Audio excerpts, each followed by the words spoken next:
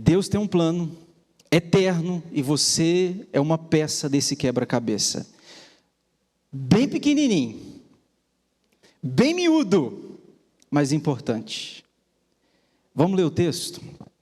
Ouça. Ora, disse o Senhor a Abraão. Bom, está Abrão aí, mas eu já vou chamá-lo de Abraão, considerando que a gente já sabe que Deus trocou o nome dele lá na frente. Então, para ficar uma conversa só, vou chamar de Abraão.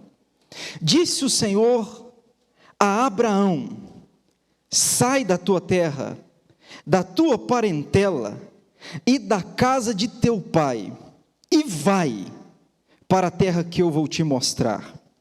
De ti, Abraão, farei uma grande nação, e te abençoarei, e te engrandecerei o nome. Sê tu uma bênção. Abençoarei os que te abençoarem, e amaldiçoarei os que te amaldiçoarem. Em ti serão benditas todas as famílias da terra. A primeira palavra do verso 4. Partiu. Não tem hashtag partiu aqui não. Mas qual é que a gente papou? Partiu. Deus falou, Abraão foi. Partiu. Senhor, ministra no nosso coração a tua palavra, por favor, este assunto que é tão complexo, para colocarmos em prática. Nós te pedimos a tua graça. Fale ao nosso coração, Senhor. Fale ao nosso coração. Se o Senhor não falar, o que nós falaremos aqui está perdido. Mas uma palavra do Senhor ao nosso coração muda a nossa história. Uma palavra do Senhor traz à existência aquilo que não existe. Uma palavra do Senhor faz com que aquilo que exista deixe de existir. Uma palavra do Senhor abre porta, mas uma palavra também fecha a porta. O que nós te pedimos nessa noite é que o Senhor dê o alimento que precisamos. Se para alguns portas fechadas, que seja assim. Se para outros portas abertas, que seja assim. Mas que o teu plano se concretize na minha e na nossa vida. Em nome de Jesus. Amém. Eu vi essa frase tem algum tempo. Eu concordo com ela. A frase é assim: os 2 dias mais importantes da nossa vida são, 2 pontos. O dia em que você nasceu, número 1. Número 2, o dia em que você descobre o porquê nasceu. Eu gosto dessa frase. O autor não sei quem, mas ele diz uma verdade para mim e para você. Que os dias mais importantes da nossa vida são 2. O dia em que a gente nasceu e o dia em que você descobre o porquê nasceu. Parece uma pergunta simples, mas não é fácil de responder essa pergunta. Qual? Ao porquê que você nasceu. Pastor, é possível passar uma existência sem saber o porquê eu nasci? Existem muitas pessoas assim, que viveram décadas, quase uma centena de anos, mas não souberam o porquê estavam aqui na terra. Deus te colocou no século 21, Deus te colocou aqui, na Igreja Presbiteriana de Serramonte 2022, não é à toa. Tudo o que Deus faz com um propósito. Tudo que Deus faz com uma intenção, com um projeto. Então Deus não dá tiro no escuro. Ele não joga fora nada daquilo que acontece na nossa vida. Inclusive, escute, as dores. Eu gosto muito de Abraham Kuyper, que ele escreveu, ele disse assim, que Deus não desperdiça nenhuma dor que nós sentimos.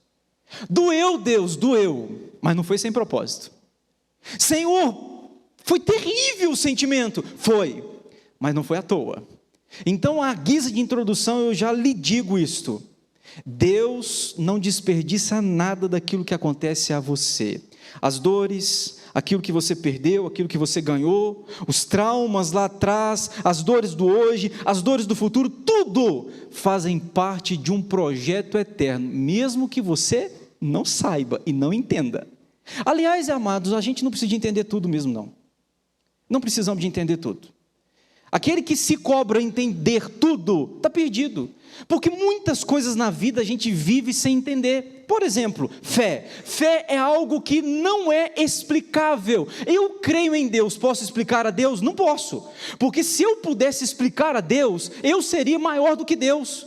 Portanto, Deus é maior do que eu. Portanto, para mim, Ele é inexplicável. Eu posso compreender o suficiente para ser salvo, mas eu não posso compreender a totalidade dele.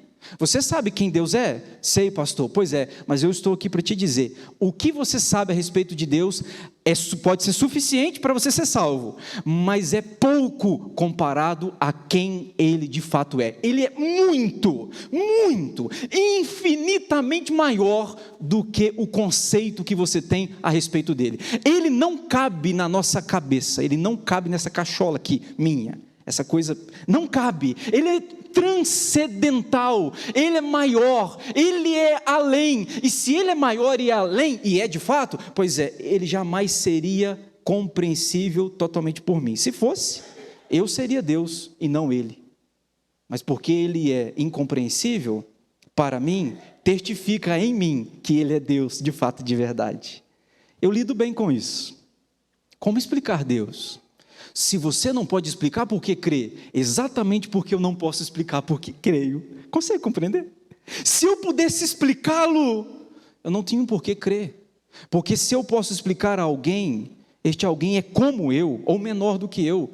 E o meu Deus não é como eu, e nem menor do que eu. O meu Deus é muito além de mim. Pois é. Aqui no texto é Abraão. Por enquanto chamava Abrão. Deus mudou o nome dele lá na frente. Aqui no texto, começa a história de Abraão. Ele está vindo com a sua família. O seu pai morre. Você vê o final do capítulo 11, você vai ver que o pai de Abraão morre. Ele está no seu ambiente, no seu contexto de cidade, de região, no seu contexto familiar, sanguíneo. Mas Deus chega para ele e diz: Abraão, sai da tua terra e da tua parentela e vai. Para onde? Você sabe bem, Deus não contou para onde. Ele simplesmente arrumou a mala e foi, com um problema, com uma desobediência, porque ele levou Ló. Ló não era para ter ido. Você vai ver lá na frente que foi uma encrenca. Às vezes a gente quer levar pessoas com a gente que Deus mandou a gente não levar. Às vezes a gente quer levar coisas que Deus mandou, largue, abandone, entregue, mas eu não entrego. Eu gostei, o Abraão definiu hoje de manhã: entregar é perder o controle. Eu entrego para Deus porque perdi o controle, então eu deixo Ele controlar. Boa, verdade. Deus chega para ele e fala: Abraão, sai. Ele saiu e foi para uma terra que Deus iria mostrá-lo. Aqui começa a história de um homem, mas o mais lindo, que não é a história de Abraão que começa. A história que está começando aqui, e o começar eu coloco entre aspas, por favor. A história que está começando aqui é a história do nascimento do Redentor, o Senhor Jesus. Abraão vai ter que gerar filhos, mesmo que sua esposa seja estéril. Deus vai ter que fazer ela, desculpe a expressão vai ter que fazer, porque Deus não é obrigado, não é isso que eu estou querendo dizer, mas Deus vai precisar de fazer a sua esposa gerar filhos, porque o projeto de Deus não é exatamente Abraão, o projeto de Deus é Cristo, mas para chegar em Cristo lá na frente, precisa de Abraão sair da terra, precisa de Abraão ter um filho, precisa de Abraão gerar e cuidar e ser uma bênção. Pois é, Deus tem um plano, Abraão.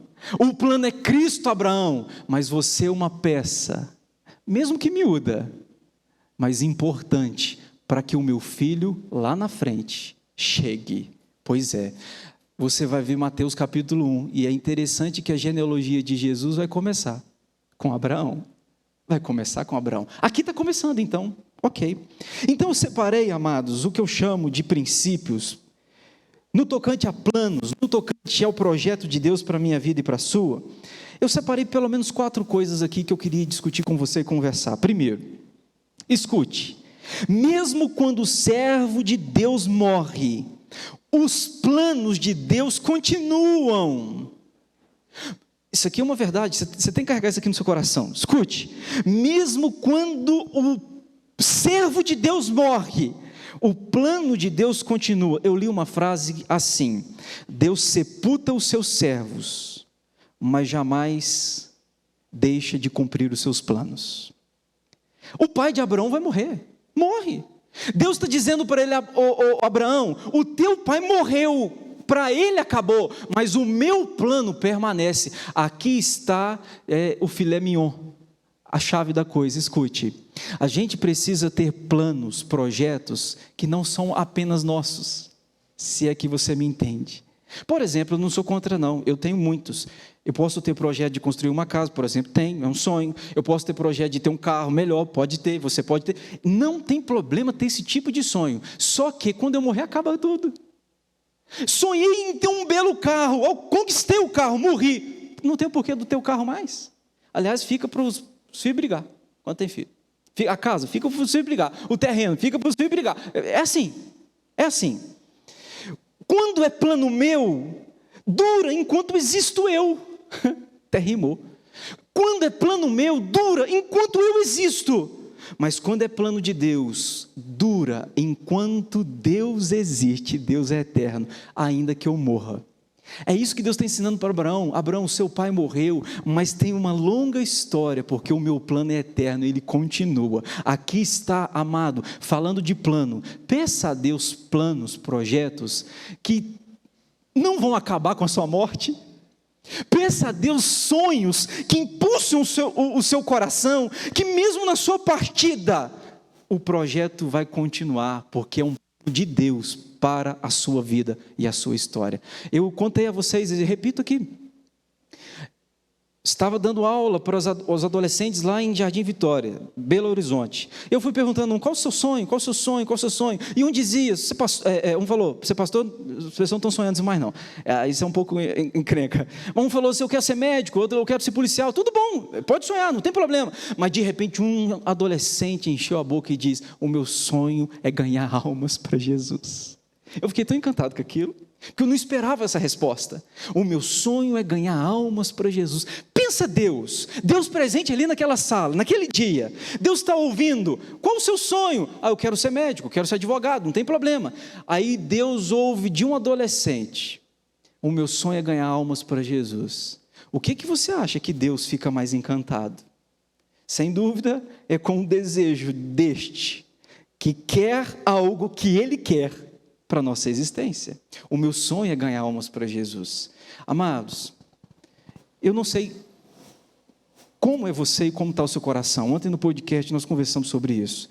Porque às vezes a gente começa a parar de sonhar. Eu li uma frase muito pessimista e triste. Disse que quanto mais maduros a gente fica, menos sonho a gente tem. É triste essa frase, mas é realidade na vida de muita gente. Quanto mais maduro, menos sonho. Não devia ser. Quanto mais maduro, mais sonhador. Deus chega para ele, Abraão, o homem está com 75 anos e fala, você vai ter um filho, você vai ser pai de uma multidão. Deus, com todo o respeito, Senhor, eu estou ficando maluco. Só você lembrou que a minha mulher não pode ter filho?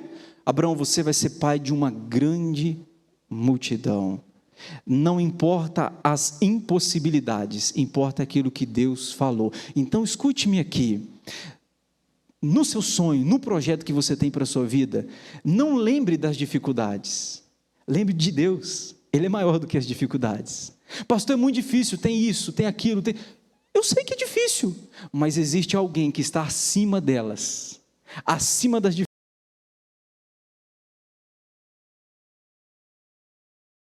Entende? Sonho, que para acontecer, Deus tem que pôr a mão. Se Deus não pôr a mão, não acontece. Isso tem que ter no teu coração. Sonhe algo que não tem jeito. Você olha para o mundo, não tem jeito. Você olha para o seu bolso, não tem jeito. Você olha para a sua família, não tem jeito. Para acontecer, Deus tem que pôr a mão. É um milagre que tem que acontecer. Então, sonhe esse sonho. É esses que impulsionam a nossa vida. É esses que trazem vida na vida. É esses que fazem a existência ter sentido. É eu sonhar com algo que só acontece se Deus falar, vai acontecer. Isso precisa estar na tua alma, isso precisa estar no teu coração. Então não sonha pequeno, não. Eu estou vendo uma geração sonhando com coisas tão miúdas, sonhando com coisas que dinheiro compra. Gente, isso é muito pouco, não é que você não pode sonhar, você pode, mas sonhar com coisas assim, que o dinheiro compra, que o papai pode dar, é pequeno comparado a sonhos que só Deus pode realizar. É impossível, pastor, aos homens, a grana, a família, a igreja, mas não é impossível para Deus. Esse sonho tem que ter no teu coração. Vamos para o segundo princípio? Escute-me. Deus sempre tem um plano para o indivíduo dentro do seu plano para o mundo. Eu preciso te explicar aqui. Eu disse agora há pouco que a gente é uma peça pequenina nesse quebra-cabeça gigantesco, infinito. Somos uma peça. Deus tem um projeto para mim dentro desse todo? Tem. Eu preciso descobrir a minha parte, a função da minha peça neste grande projeto de Deus para a humanidade. Agora eu tenho que te dizer uma coisa, e aqui não é muito agradável ouvir, não, eu sei. O plano de Deus não é você. O plano de Deus não sou eu. O plano de Deus é Cristo. É Cristo que é o plano de Deus. Leia a Bíblia. De Gênesis a Apocalipse, o que narra na Bíblia? 3 coisas narram de Gênesis a Apocalipse. A criação, Deus criou tudo. A queda, o homem pecou, caiu em pecado. Terceiro, a redenção, por meio do seu Filho. Isso aqui está na Bíblia. Criação, a queda e a redenção. De Gênesis a Apocalipse 21. O que você vai ver na Bíblia é este projeto, o plano de Deus acontecendo. O plano não é para mim, o plano é de Cristo. Só que Ele me deu a graça de fazer parte desse projeto. Nós estamos aqui em 2022, nós somos uma pequena peça neste todo. Se Ele demorar 2000 anos, você já pensou? Se Cristo demorar mais 2000 anos para voltar, 4022 vai ser o ano que eles vão estar.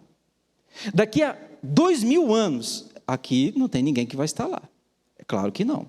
Mas se Jesus não voltar, Deus vai continuar sendo Deus, Jesus vai continuar sendo Jesus, o Espírito vai continuar sendo o Espírito. Nós não vamos continuar sendo nós, mas Ele vai. Agora escute, a gente faz parte deste projeto que vai culminar na volta de Cristo para buscar a sua igreja. A gente tem uma fatia, nós temos uma porcentagem, mesmo que pequena, mas não sem importância, neste projeto todo. Deus chega para Abraão e fala: Abraão, sai, de ti vai haver uma grande nação. Vou abençoar os que te abençoarem e vou amaldiçoar os que te amaldiçoarem. Sabe o que está dizendo? Você vai ser uma bênção. Sabe por que você é uma bênção, Abraão? Porque de ti virá Cristo Jesus. Você faz parte desse todo. Então se alegre com isso. Eu vou para a terceira. Escute-me. Para que os planos de Deus se cumpram, processos precisam ser respeitados. Se você não me ouviu até agora, eu queria te pedir para você me ouvir agora. Para que os planos de Deus se cumpram, processos têm que ser respeitados. O projeto de Deus era enviar Cristo, ok. Mas interessante, Abraão está aqui há milhares de anos antes de Cristo. Mas Deus está fazendo com que cada parte do plano seja costurado, até chegar em Cristo. Paulo olhou para esse cenário todo e disse o seguinte, que Deus, na plenitude dos tempos, enviou o seu Filho. Sabe o que Paulo está dizendo? Que Deus foi preparando todo o universo para o Filho dele pisar na terra. Deus preparou tudo, Deus respeitou os processos. Eu contei ontem na live, eu cheguei em BH em 2008, para cursar o seminário. O dia em que eu pisei, estávamos 3, Ramon, o Maicon e eu, todos eles aqui de Alto Caparó, vocês conhecem. Quando eu pisei, nossa mudança era tanta coisa que a mudança de nós 3 coube dentro de uma Kombi. O que nós tínhamos, nós 3, coube dentro de uma Kombi, ainda coube nós, ainda coube motorista, ainda coube um acompanhante motorista. Você vê como é que nós era rico, próspero. Cheguei lá em BH, descarregamos aquela multidão de coisas. Quando eu pisei aqui, Eu não tinha nem sentado numa aula. Aqui, eu já me via com o diploma na mão. Aqui. Eu pisei lá, eu já me via deixando lá. Falei, um dia eu vou sair daqui, com o diploma na mão, sem olhar para trás. Pisei. Aqui já me via. É o que a gente tem um privilégio. Acho que só o ser humano tem isso. O privilégio de ver lá na frente como se fosse agora. Eu vi. Agora escute-me. Se ali me entregassem um diploma, estava bem? Eu era capaz de ser pastor? Se ali me desse o diploma, a igreja ia me receber, o presbitério ia me ordenar? Não ia. Por quê? Porque não é o diploma que me capacita, é o processo. Você consegue compreender isso aqui? Não é a chegada que me torna capaz, é o processo da jornada que me prepara para ser capaz. O diploma é apenas um reconhecimento de que o processo aconteceu. Consegue compreender? Quando o diploma vem na sua área, peguei o diploma, não é o diploma que te habilita. Tem muita gente diplomada, mas que ninguém confia. Não é o diploma que nos habilita, é o processo. Se você faz o processo bem feito, isso sim, Abraão errou no processo. Vocês sabem disso. Deus falou com ele, você, Abraão, 2 erros eu quero te lembrar aqui. Primeiro, sai, não leva ninguém. Sabe quem que levou? Levou Ló. Primeiro erro. Segundo processo, você vai ter um filho, onde ele errou. Abraão falou assim, vai estar demorando muito. Lembra que ele tem um filho? Antes de Isaac, ele tem Ismael. Ismael é o pai dos árabes. Isaac, o pai dos judeus. Até hoje, 2022, o povo árabe vive em contenda com o povo judeu, fruto de uma desobediência de Abraão. Não quis aguardar o processo. Deus falou, Abraão, eu vou te dar o filho, mas tem que esperar. Espera. Abraão quis dar uma apressadinha para Deus. Deus, eu vou dar o meu jeito aqui. Teve um filho e até hoje, resultado, você sabe, das dores. A Vivi está brava comigo, eu acho, rapaz. Vamos para o quarto. E último, escute-me. Preste atenção. Meu filho, eu só compreendo o plano de Deus para a minha vida quando conheço o seu plano para toda a humanidade. Aqui eu tenho que te dar uma palavra, irmão. No nome de Jesus, entenda isso aqui, por favor. Estou pedindo ao Espírito de Deus para te iluminar nesta noite. Você precisa, antes de conhecer o que Deus quer de mim, pastor. O que Deus quer de mim? Para que eu estou aqui? Eu sei que nasci, mas o porquê nasci eu não sei. Você quer saber a resposta? Primeiro, saiba o plano de Deus para a humanidade, para depois você encontrar a sua cadeira neste projeto todo. As pessoas estão querendo encontrar o que Deus quer de mim, o que Deus quer de mim, mas você sabe o que Deus quer para a humanidade? Você sabe qual que é o plano global de Deus, o plano universal de Deus? Você sabe? Não sei. Então primeiro aprenda sobre o projeto global de Deus, que depois que você entender o plano todo, você vai encontrar a sua cadeira, a sua parte dentro desse contexto todo. Então não comece, é egoísmo nosso. Deus, o que o Senhor quer de mim? Eu quero saber o que Deus tem para mim, mas eu não quero saber o que Deus tem para o outro. Egoísmo. Primeiro eu aprendo o que Deus tem para os homens da terra, para a humanidade, e o que Deus tem está em Cristo. Aprendi? Agora, Senhor, qual que é o meu papel? Aí você vai descobrir na Bíblia que o seu papel é contar a respeito desse Cristo. Aí você vai descobrir na Bíblia que o seu papel é viver uma vida santa. Aí você vai descobrir na Bíblia que o seu papel é ser diferente. Aí você vai descobrir na Bíblia que o seu papel é aguardar o processo, obedecer o processo para chegar à conclusão. Aí você vai descobrir na Bíblia tantas coisas, mas isso tudo depois de você entender o plano geral, global de Deus. Então eu queria, amados, encerrar dizendo o seguinte para você. Eu preciso entrar no propósito de Deus para a minha vida, ao invés de ficar a vida inteira correndo atrás de propósito. Eu entro no propósito dele, ao invés de ficar procurando qual é o propósito dele para a minha vida. Qual é o propósito de Deus? O propósito de Deus é Cristo, e em Cristo você tem uma fatia. E eu louvo a Deus porque Ele resolveu usar a gente.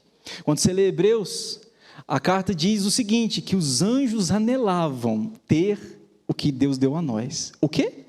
A pregação. Os anjos que pregariam melhor do que eu, viveriam melhor do que eu e vivem, são mais obedientes a Deus do que eu sou. Os anjos disseram: Deus, nós queríamos tanto pregar, mas Deus olhou e falou assim: eu vou dar para os homens. Nós temos uma fatia neste todo. Qual é o projeto de Deus para a sua vida? Você vai ver Mateus capítulo 1, você vai ver que a genealogia começa lá com Abraão. Este plano que começou ali era um global, que era Cristo. Eu queria fazer algumas conclusões aqui para a minha vida e para a sua. Primeiro, é que o plano de Deus é Cristo. Nada está fora dele. Você precisa estar debaixo de Cristo. Segundo, pare de ficar procurando o que Deus quer de você, antes de você procurar entender o que Deus quer para a humanidade. O que Deus quer para o mundo? O que Deus quer para os homens? Quando eu descubro isso, agora eu vou encontrar a minha cadeira. O que Deus quer para mim? Terceiro, respeite os processos. Respeite os processos. Porque Deus, sendo Deus, cumpriu os processos. Imagine então nós. Você quer chegar aonde? Quero chegar lá. Então se prepare para respeitar cada etapa, cada processo, para que você alcance lá. Você pode sonhar, e eu espero que você seja um homem ou uma mulher sonhadora, sabe? Sonhos motivam a gente. Alguém escreveu que sonhos são como combustível, como gasolina para um carro. O carro, motor, está tudo beleza, mas se não tiver combustível não anda. Os sonhos, eles me dão motivo e razão para eu chegar lá. Eu quero chegar lá. Então o combustível, que é o sonho, vai me impulsionar a ir. Vou chegar? Eu não sei se vou chegar, mas eu vou ir. Eu não tenho certeza de que chegarei, mas eu vou caminhando. Por quê? Porque enquanto caminho é que aprendo. Não é o dia que cheguei lá que aprenderei, não. É enquanto estou indo para lá, é que eu estou aprendendo. É na caminhada que a gente conhece a Deus. É no caminho que Deus está presente. Abraão sai, partiu. Meu filho, ele diz para nós hoje: e você? Está na hora da gente partir. Para onde, pastor? Para a vontade de Deus. Partir para que o plano dele se cumpra na terra. Como disse Isaías, a terra está toda cheia da sua glória. A terra está cheia da sua glória. É preciso apenas olhar com os olhos da fé.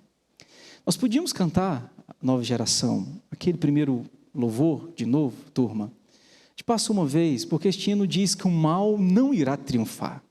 O mal não irá triunfar. Cante essa verdade. Porque o projeto de Deus é vencedor. A gente leu o Apocalipse. O mal não irá triunfar.